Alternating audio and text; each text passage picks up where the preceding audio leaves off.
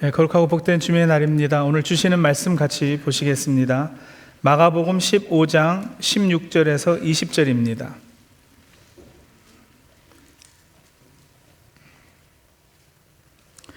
마가복음 15장 16절에서 20절 교독식으로 읽겠습니다. 병사들이 예수를 뜰 안으로 끌고 갔다. 그곳은 총독 공관이었다. 그들은 온 부대를 집합시켰다. 그런 다음에 예수께 유대인의 왕 만세 하면서 저마다 인사하였다. 또 갈대로 예수의 머리를 치고 침을 뱉고 무릎을 꿇어서 그에게 경배하여 같이 있습니다. 이렇게 예수를 희롱한 다음에 그들은 자색 옷을 벗기고 그의 옷을 도로 입혔다. 그런 다음에 그들은 예수를 십자가에 못 박으려고 끌고 나갔다. 아멘. 불과 3년도 채 되지 않았기에 기억이 생생하신 분들이 분명히 계실 건데요. 혹시 지난 2023년 영국 찰스 3세의 대관식을 보셨나요? 현대 세계가 TV와 인터넷으로 지켜본 가장 화려한 대관식 가운데 하나라고 하죠. 영국 정부가 나중에 밝힌 공식 비용만 해도 7,200만 파운드, 미국 달러로는 대략 9,600만 달러에 이릅니다. 수많은 나라가 지켜보았고 세계의 시선이 런던 웨스트민스터 사원으로 집중이 되었습니다. 그런데 그것도 찰스 3세 어머니 엘리자베스 2세 여왕의 대관식보다는 대폭 축소한 거라고 합니다. 그날 찰스 3세는 2개의 왕관을 사용했는데 대관식의 핵심 순간에는 실제로 머리에 쓴 왕관이 성 에드워드 왕관이었습니다. 1661년 찰스 2세를 위해 제작된 순금 왕관으로 무려 444개 보석으로 장식이 됐어요. 루비, 자수정, 사파이어, 토파즈, 그리고 무게도 한 5파운드가량 나갔고요. 예식이 끝난 뒤에는 영국 제국관이라는 또 다른 왕관으로 갈았었는데 이 왕관은 1937년 조지 6세 대관식을 위해서 제작됐는데 이거는 다이아몬드 여러 가지 역사적 보석이 2,868개나 박혀 있었다고 합니다. 이런 왕관은 팔지도 않지만 가격을 매길 수조차도 없습니다. 자, 여러분, 세상 왕의 대관식은 대부분 이렇죠. 거대한 예식이 있고 정교한 의복과 빛나는 왕관이 있습니다. 수많은 시선이 집중돼서 온 세상에 선포하는 거예요. 이분이 왕이시다. 어제는 그 왕의 기환이라는 제목의 뉴스 제목이 있어서 보니까 한국 광화문에 BTS 컴백 공연이 있었더라고요. 그 신문 기사에 글로벌 슈퍼스타 방탄소년단이 3년 9개월의 긴 침묵을 깨고 100년 만에 복귀한 광화문 월대 위에서 왕의 귀환을 선언한다 이렇게 적어놨어요. 찰스 3세 대관식에 비춰봐도 절대 뒤지지 않을 정도로 멋있고 화려하더라고요. 사진하고 영상 보니까. 그 보라색을 이렇게 막 흔들고 막 그래가지고 사순절이라 그러나 그래서 봤더니만 그게 아니고 원래 그 그룹의 색깔이 보라색이더라고요. 자, 오늘 우리가 읽은 마가복음 15장 본문에도 왕의 대관식이 등장합니다. 그런데 영국 왕이나 아미들의 왕과는 너무도 대조되는, 아니 대관식이라고 부르기조차 민망한 장면이 나옵니다. 새벽이었어요. 당시 로마 총독 빌라도 관저 뜰이었는데 채찍을 맞아 피 흘리고 지치고 모욕당한 분이 한 분 서 계셨습니다. 군인들이 그를 둘러싸고는 일종의 대관식을 행하는 거예요. 겉으로 보면 대관식이 맞습니다. 대관식 때 주로 하는 모든 형식적인 걸 다 하고 있거든요. 자색 옷을 입히는데 자색 옷은 임금과 귀한 사람이 입는 홍포, 붉은 옷을 상징합니다. 로마 병정이 입고 있던 망토를 하나 벗어서 예수님의 어깨에 이렇게 덮어준 거예요. 그러니까 마치 왕이 옷 위에 망토를 두르는 흉내를 한번 내보라는 거죠. 그리고 또 다른 복음서에 보면은 그러고서는 예수님의 손에 갈대를 쥐어주는데 이거는 왕의 권위를 상징하는 홀, 왕의 지팡이 있잖아요. 그거 대신이었던 거예요. 그 후에는 가시나무로 관을 엮어서 만들어 쓰게 했습니다. 날카로운 가시가 촘촘히 박힌 것을 예수님의 머리 위로 사정없이 눌러 씌웠어요. 살이 뚫리고 붉은 피가 얼굴을 타고 흘러내립니다. 대관식에 인사와 절이 빠질 수 없으니 군인들은 그 피 흐르는 얼굴 앞에서 비열한 웃음을 지으며 침을 뱉고 머리를 치고는 무릎을 꿇었습니다. 그러고 외쳤어요. 유대인의 왕이여 평안할지어다. 이건 패러디죠. 대관식을 패러디한 조롱식인 거예요. 존귀하게 높이는 것이 아니라 철저하게 비웃은 겁니다. 예우가 아니라 희롱이고 경배가 아니라 모욕입니다. 그런데 여러분, 바로 이 조롱의 자리에서 하나님은 가장 놀라운 방식으로 예수 그리스도가 참된 왕이심을 드러내십니다. 일개 졸병에게 이런 수모를 당하는 아무런 힘이 없어 보이는 이런 분이 어떻게 왕이신지, 그리고 대체 이분은 어떤 왕이신지, 이 질문들에 오늘 답하기를 원하는데, 그러기 위해서 우리는 또 다른 두 개의 질문에 먼저 답해야겠습니다. 첫째, 누가 가시관을 씌웠는가? 그리고 둘째, 누가 가시관을 쓰셨는가? 누가 가시관을 씌웠는가? 누가 가시관을 쓰셨는가? 자, 우선 누가 가시관을 씌웠는가? 겉으로 보면 답은 분명하죠. 로마 군인들입니다. 군인들이 시켜서 했으니까 사실은 로마 총독 빌라도입니다. 하지만 아시다시피 그 배후에는 유대 종교 지도자들이 있었잖아요. 유대 지도자들이 예수님을 죽이기로 결의하고 로마 권력에게 넘긴 거예요. 즉, 유대인과 로마인이 함께 예수님에게 가시관을 씌운 겁니다. 그리고 당시 성경의 세계관으로는 유대인과 로마인을 합하면 뭐냐면 세상 사람 모두예요. 그렇다면 누가 예수님의 머리에 가시관을 씌웠느냐라는 질문의 정답은 단순히 로마 군인들이요, 빌라도요, 혹은 당시 유대 종교 지도자들이요, 이거로는 충분치 않은 거예요. 누가 가시관을 씌웠느냐? 하나님을 왕으로 인정하지 않으려는 인간 전체의 반역이었던 겁니다. 그래서 다시요, 누가 가시관을 씌웠느냐? 세상 사람 모두가요. 그 세상 사람 모두에는 누가 포함이 되어 있을까요? 저와 여러분이 포함되어 있죠. 그럼 누가 가시관을 씌웠느냐? 저와 여러분이요. 다시요, 누가 가시관을 씌웠느냐? 제가요. 성경에서 가시는 단순한 식물이 아닙니다. 창세기 이후 인간의 범죄로 인해 저주받은 땅이 내기 시작한 상징이에요. 죄가 세상에 들어오자 땅은 가시와 엉겅퀴를 냈어요. 그러므로 가시는 단순한 자연물이 아니라 인간의 죄가 만들어낸 결과물입니다. 그렇다면 예수님의 머리에 얹힌 가시로 만든 관은 뭐냐? 그것은 인간의 죄가 만들어낸 관이라는 말이죠. 인간의 반역이 엮어낸 관. 하나님을 밀어내고 내가 스스로 왕이 되려는 욕망이 꼬이고 꼬여서 만들어진 관입니다. 그러니 성도 여러분, 가시관은 단지 로마 군병들의 잔인함만 보여주는 장면이 아니에요. 오늘 본문을 읽으시면서 어이 저 무례한, 저 잔인한, 저런 못돼 먹은 로마 군인들 같으니라고 이렇게 분노하시면 안 돼요. 왜냐하면 그 분노는 사실 나 자신을 향해야 하거든요. 가시관은 우리 인간의 본성을 비춰주는 거울입니다.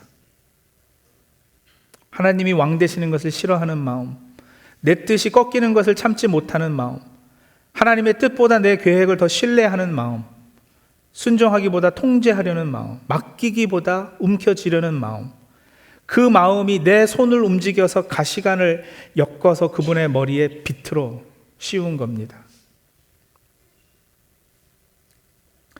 군인들이 예수님께 유대인의 왕이여 이렇게 인사했잖아요. 근데 조롱이라고 그랬지 않습니까? 그러니까는 입으로는 유대인이 왕이여 했지만 뭐예요? 니까지 게 무슨 왕이냐 이 말이죠. 당신 왕으로 인정 못한다 그거였어요. 그래서 여러분 이게 얼마나 무서운 말인지 아시겠나요? 우리가 받는 가장 큰 상처 가운데 하나는 인정받지 못하고 거절당하는 상처잖아요.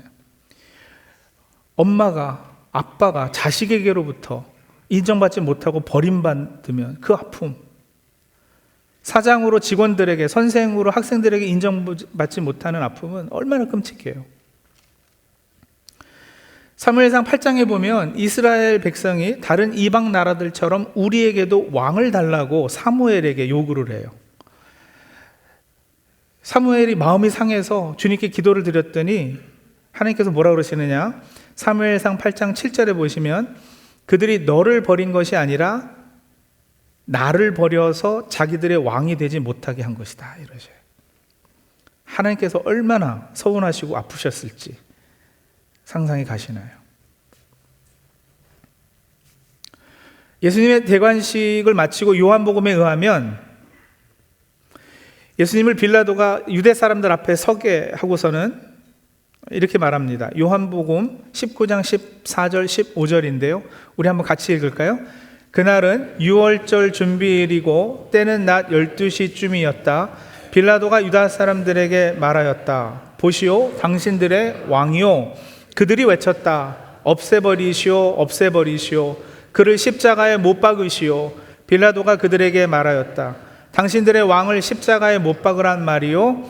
대제사장들이 대답하였다. 우리에게는 황제 폐하 밖에는 왕이 없습니다.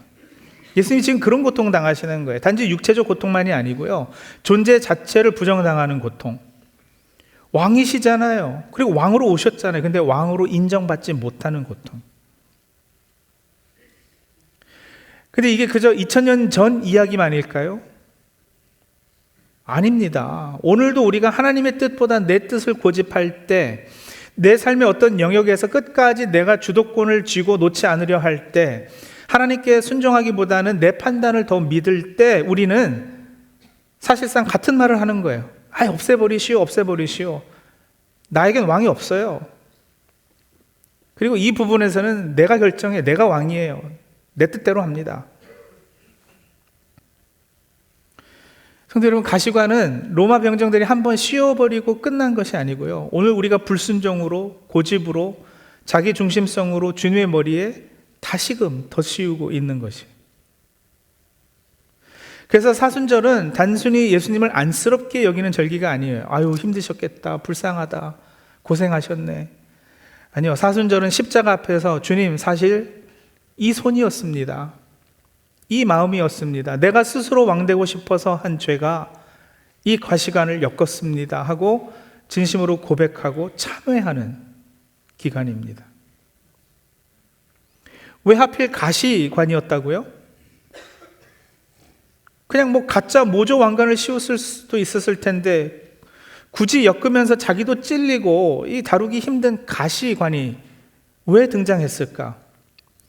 조금 전 힌트 드렸지만 가시는 인간의 죄와 저주의 상징입니다. 로마 군인들이야 끌려온 죄인을 아프게 하고 괴롭히려고 그랬겠지만, 하지만 자신들도 모르는 사이에 예수님께서는 우리가 당할 죄의 저주를 친히 자신의 머리에 뒤집어 쓰신 거예요.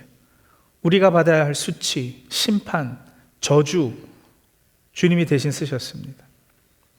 여러분, 죄는 그냥 좀 실수한 거, 약간 잘못한 거, 이런 게 아니에요. 죄는 하나님을 왕으로 모시지 않으려는 반역입니다. 죄는 그냥 법 몇 조항을 어긴 정도가 아니라 왕좌를 탈탄하려는 시도예요. 하나님 비키세요. 제가 제 인생을 다스리겠습니다 라는 선언이에요. 그러니 죄의 결과가 저주일 수밖에요. 죽음일 수밖에요. 왕을 거절했기 때문에요. 생명의 근원이신 하나님을 떠났기 때문에요. 그래서 인생의 가시가 돋고, 맺는 관계의 가시가 돋고, 우리가 하는 수고의 가시가 돋고, 마음의 가시가 돋습니다. 그런데 예수님께서 그 가시를 쓰셨습니다. 정말 놀라운 역설이죠. 인간은 예수님을 조롱하려고 가시를 엮었습니다. 그러나 하나님은 그 조롱의 도구를 구원의 표지로 바꾸셨습니다. 인간은 비웃기 위해 관을 씌웠습니다. 그러나 하나님은 그 관을 통해서 말씀하시는 거예요. 이분이 바로 죄인의 저주를 대신 지시는 왕이시다. 여기서 우리는 십자가의 복음을 다시 듣게 되죠. 십자가는 단지 고난의 극치가 아니라 대속의 자리라는 것.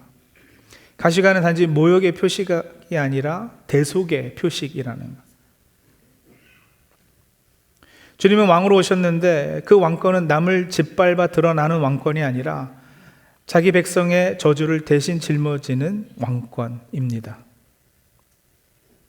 그래서 이제 두 번째 질문입니다. 누가 가시관을 쓰셨습니까? 당연한 답 같지만 가장 놀라운 답이에요. 누가 쓰셨어요?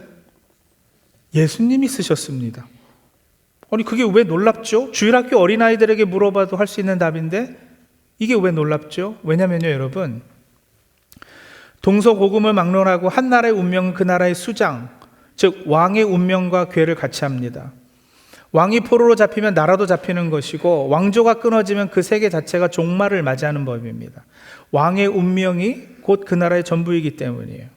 그런데 창세기 3장 이후 우리 인간은 각자 자기만의 가시관을 쓴 채 나라는 이름의 작은 나라를 다스리는 왕들이 되었습니다. 하나님을 밀어내고 내가 주인이 된 나라. 그러나 그 실상은 죄와 저주가 지배해서 결국 망할 수밖에 없는 비참한 나라이죠. 그렇게 그 날카로운 가시관의 진짜 주인은 원래 누구일까요? 하나님께 반역하고 스스로 왕좌에 앉아서 고집을 피우는 나죠. 비록 눈에 보이지 않았지만 우리는 저주받은 땅이 내뱉은 가시관을 머리에 꾹 눌러 쓴 채 죽음을 향해 가던 만국의 왕들이었습니다. 내가 바로 가시관의 주인이었습니다. 그런데 우리 예수님께서 우리 곁으로 오셔서 그 더러운 가시관을 우리 머리에서 벗기시더니 친히 당신의 머리에 얹으신 거예요. 내 죄의 가시, 고집의 가시, 반역의 가시를 주님이 다 가져가셨어요. 이건 단지 너 대신 벌금을 좀 내줄게 라는 가벼운 수준의 대속이 아니에요. 예수님은 이 저주라는 나라를 통째로 끝내버리시기 위해서 나 대신 관을 대신 쓰시고 스스로 저주 나라의 마지막 왕이 되어서 대관식을 치르신 겁니다. 세상 왕은 금관을 씁니다. 화려한 왕관, 번쩍이는 면류관을 써요.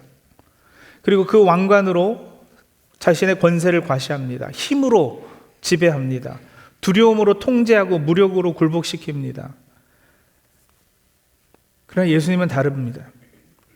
우리 왕은 금관이 아니라 가시관을 쓰셨습니다. 우리 왕은 남을 희생시켜 자기 자리를 지키는 왕이 아니라 자기를 희생해서 백성을 살리는 왕이십니다. 우리 왕은 군림하는 왕이 아니라 섬기는 왕이십니다. 우리 왕은 명령만 하는 왕이 아니라 대신 찔리시는 왕이십니다. 이게 가시관의 역설이에요. 겉으로 보면 패배처럼 보이는데 사실은 왕권이에요.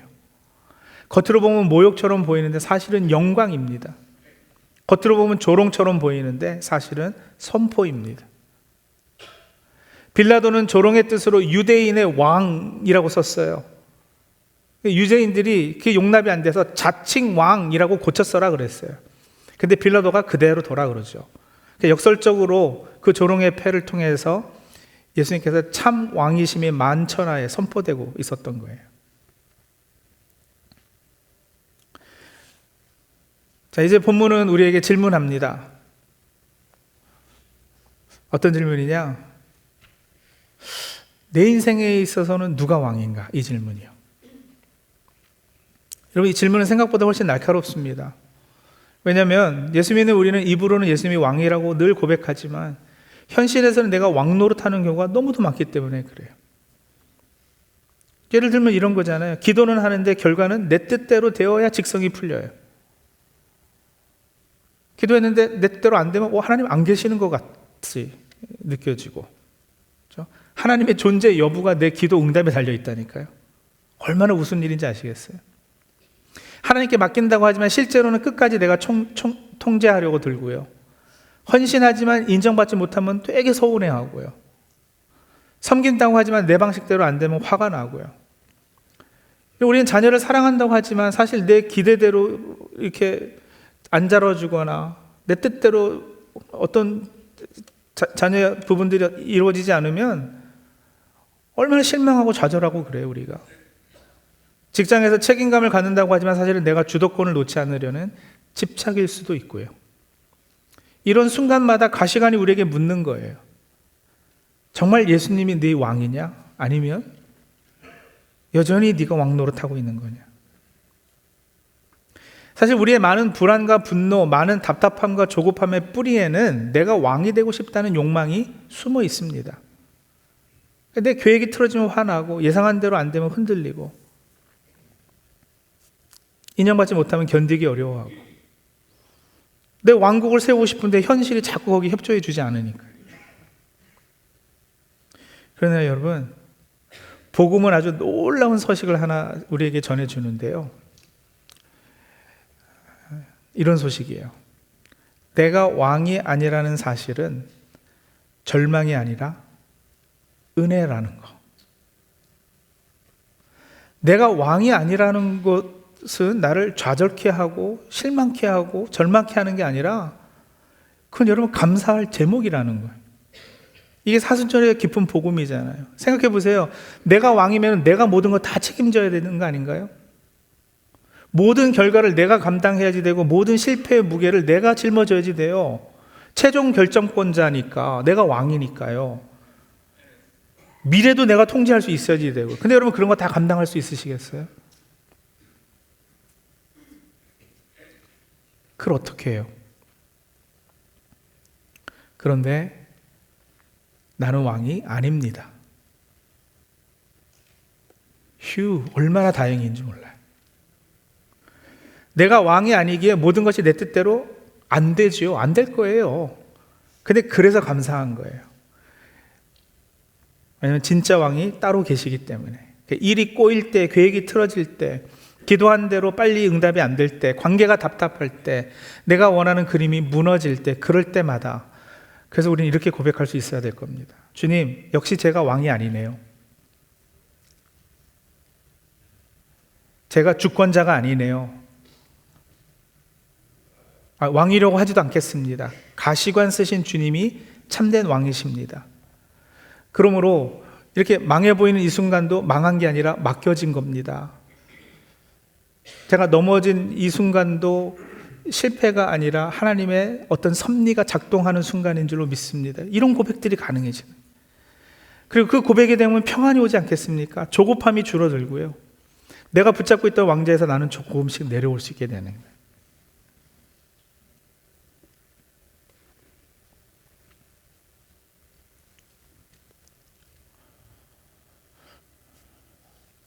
주님은 내 왕국을 도와주는 조력자 정도가 아니라 나를 통치하고 다스리시는 진정한 주권자이십니다. 오늘 이 사순절 5번째 주일, 저는 그래서 여러분을 아주 특별한 예식으로 초대하려고 합니다. 여러분의 인생 보좌를 주님께 양도하는 나만의 대관식으로 초대하는 거예요. 2000년 전 군병들이 씌웠던 가시관은 조롱의 관이었지만 오늘 우리가 우리 마음의 중심에 주님께 씌워드리는 가시관은 진정한 항복의 관이자 사랑의 면류관이 되어야 하는데, 이 대관식은 화려한 행사로 이루어지지 않습니다.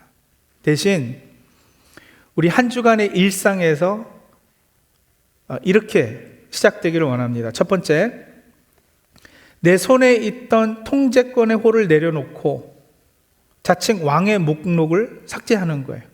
그러니까 우리 대관식의 첫 번째 절차는 양도입니다. 그런데 오늘 밤이라도 조용히 종이 한 장을 꺼내서요, 내 삶의 영역 중에서 내가 왕노릇 했던 것들, 왕노릇 하려 들었던 것들을 한번 다 적어보세요. 재정 부분에 있어서, 자녀 교육에 있어서, 건강에 있어서, 내가 반드시 인정받으려고 했었던 어떤 내 자존심 영역에 있어서, 미래 계획들에 있어서, 노후 대책에 있어서. 그리고 이 리스트가 내가 끝까지 주권을 쥐고 흔들려 했던 통제권의 홀, 그 부분을 이렇게 양도해 드리는 거예요. 목록 하나하나 옆에다가 이 영역의 왕은 내가 아니다. 그렇게 기도하는 거죠. 주님, 제가 왕처럼 판단하고 조급해하고 했던 거 회개합니다. 주권을 주님께 돌려드리겠습니다. 이렇게요. 여러분, 막연한 회개는 힘이 없어요. 그냥 설교 듣고 그렇구나 하고서 그냥 머리로만 기도하고 그러지 마시고요. 한번 적어보시자고요. 삶의 영역들을 한번 쭉 나열을 해보시고요. 내가 이 영역에서 얼마만큼 내 주도권을, 내 왕권을 주님께 양도해 드렸는가, 드릴 수 있겠는가 한번 해보시라고요. 그렇게 구체적으로 주권을 이양할 때 비로소 주님이 다스리시는 진짜 되간식이 시작될 줄로 믿습니다. 두 번째는요, 예상치 못한 고난과 무시 앞에서 자기 증명 대신 신앙 고백을 선택하세요. 왕권을 양도했다면 이제 일상에서 그 통치를 드러내야 할 터인데 두 가지 상황에서 그럴 수 있으면 좋겠습니다. 첫 번째, 나를 몰라주거나 오해받는 순간, 그때 우리 자칭 왕은요, 상처 입고 분노하고 자기를 증명하러 들 거예요. 그때 잠시 멈춰서서 질문하십시오. 지금 아픈 것이 내 영혼인가 아니면 내 왕좌인가? 즉각적인 자기 방어 대신 가시관 쓰신 주님, 이 자리에서 주님을 닮게 하소서 이렇게 짧게 기도하시고요. 한마디 덜하고 한마디 더 부드럽게 말하는 거, 이게 바로 가시관의 통치입니다. 그리고 또 하나, 일이 풀리지 않을 때 내 뜻대로 그 순간 아주 간단하게는 교충 체증서부터 갑작스러운 변수, 몸의 피곤함 앞에서 우리 그런 생각 들잖아요. 왜 하필 이렇게 바쁜데 왜 여기서 일이 터져? 아니 조금 더 넓게 보면 그런 생각 안 드세요? 요즘 세상이 왜 이래?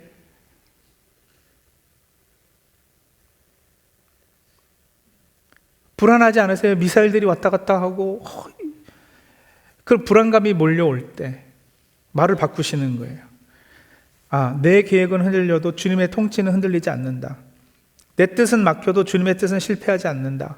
세상 돌아가는 것은 너무 답답하고 뉴스를 틀 때마다 마음이 무거워도 우리 주님은 여전히 보좌에 앉아 계신다. 세상을 다스리는 분이 계셔요. 세상의 주권자는 하나님이세요. 내가 왕이 아니라 혹은 왕 같아 보이는 그 누구가 아니라 주님이 왕이셔서 감사합니다. 이 고백이에요. 여러분, 이거 단순한 긍정 훈련이 아니에요. 그렇죠? 긍정적 사고 이런 게 아니에요. 내 왕을 꺾고 가시관 쓰신 왕의 통치를 내 삶의 실제가 되게 하는 아주 강력한 신앙 훈련입니다. 그리고 세 번째, 마지막으로 주님의 통치, 다스림이 임하도록 실천하는 거예요. 그리고 가장 가까운 사람에게 먼저 낮아지는 모습을 보이는 거예요. 우리는 종종 먼 곳에서는 경건하고 가까운 곳에서는 거칠어져요. 교회 오면은 부드러운데 집에서는 예민하고요. 바깥 사람들에겐 친절한데 가족에게는 날카롭고요. 근데 진짜 가시관의 백성은 가까운 자리에서부터 달라집니다. 이번 한 주 가까운데 옆에 배우자에게 잘못한 것이 있으면 먼저 미안하다고 말해 보시고요. 자녀에게 명령만 하지 말고 그 마음을 한번 들어봐 주시고요. 부모님께 짧게라도 안부 전화 드려 보시고, 교회 안에서 불편한 사람이 있다면 먼저 인사하시고, 나보다 못한 것 같은 사람을 함부로 대하지 말고 존중해 주시고요. 예수님의 왕권은 멀리서 선언되는 왕권이 아니라 가까운 자리에서 드러나는 왕권입니다. 가까운 가족에게 혹은 나를 힘들게 하는 동료에게 먼저 고개 숙이는 그 힘, 세상은 가질 수 없는 힘이에요. 내가 낮아지는 그 자리가 바로 예수님이 왕으로 등극하시는 보좌가 될 것이고 참 왕의 통치가 임하기 시작할 것입니다. 사랑하는 성도 여러분, 이제 로마 관저 뜰의 거친 함성을 뒤로 하고 우리 영혼의 가장 깊은 곳, 고요한 골방으로 들어가시죠. 그곳에는 여전히 주님이 쓰시던 가시관이 놓여 있습니다. 이 가시관은 박제된 유물이 아니라 우리의 완고한 고집을 찌르고 교만의 성벽을 허물어 버리는 살아있는 말씀입니다. 주님, 제가 왕처럼 살았습니다라는 정직한 항복이 터져 나올 때 조롱의 가시는 비로소 구원의 표식이 될 것입니다. 세상 왕은 타인의 피를 흘려 보좌를 지키지만 우리 왕은 자신의 피를 흘려 백성을 살리셨습니다. 가시가 찌르는 곳마다 저주가 멈추고 은혜가 피어날 것입니다. 요한계시록 4장에 장엄한 환상이 그려져 있어요.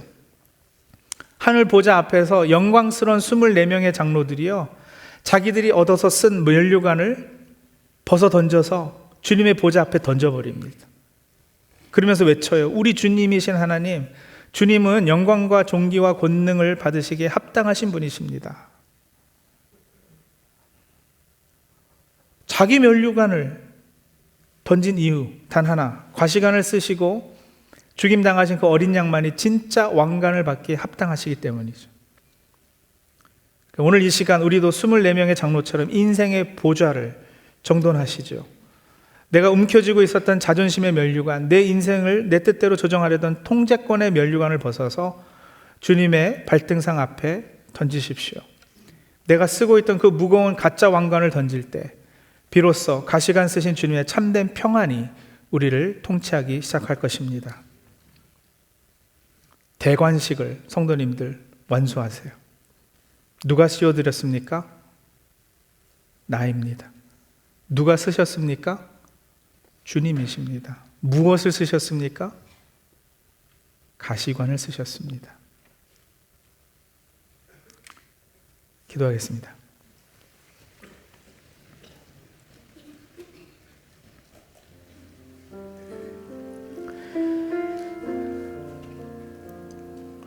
우리 주신 말씀 묵상하며 같이 기도하겠습니다.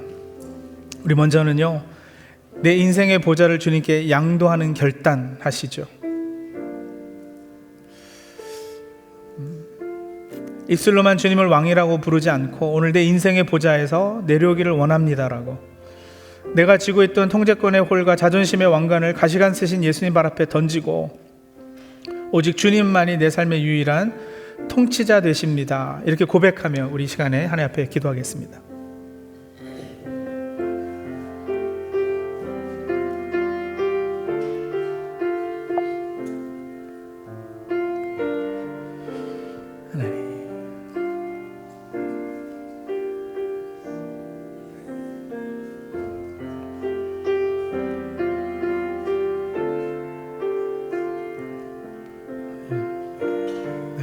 일상에서도 가시관의 통치를 드러내서 도와주시옵소서. 각각 데서부터 있으면 통치를 드러내게 하시고 가정과 교회와 일터와 가정과 성경과 자원의 백성답게 살게 하여 주시옵소서.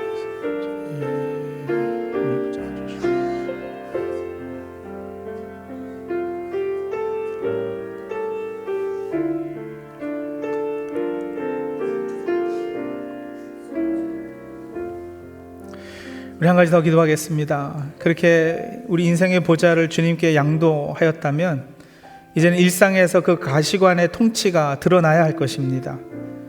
우리 이렇게 기도하실까요? 주님, 이번 한 주간 가장 가까운 자리서부터 예수님의 통치를 드러내게 해 주시옵소서. 가정과 교회와 일터에서 낮아짐과 섬김과 신앙 고백으로 참 왕의 백성답게 살게 하여 주시옵소서. 우리 기도하시겠습니다.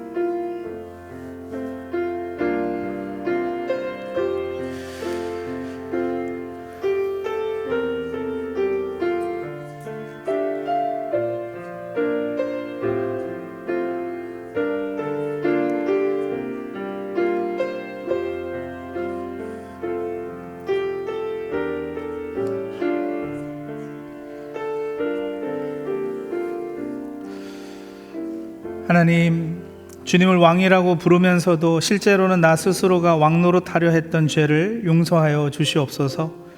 내 뜻을 앞세우고 내 계획을 붙들고 주님의 통치보다 내 통제를 더 신뢰했던 우리의 완고한 마음을 불쌍히 여겨 주시옵소서. 주님께서 끝까지 쓰셨던 가시관을 기억하게 하시고 그 사랑 앞에 진심으로 회개할 수 있도록 성령님 우리의 마음을 움직여 주시옵소서. 이제 우리 인생의 보좌를 주님께 내어드립니다. 가정에서도 일터에서도 교회에서도 예수님이 왕이심이 드러나게 하시고 우리의 말과 태도와 선택 속에 가시관 쓰신 왕의 성품이 나타날 수 있도록 역사하여 주시옵소서. 우리 안에 참 왕의 통치가 실제가 되게 하여 주시옵소서. 예수님의 이름으로 기도합니다. 아멘.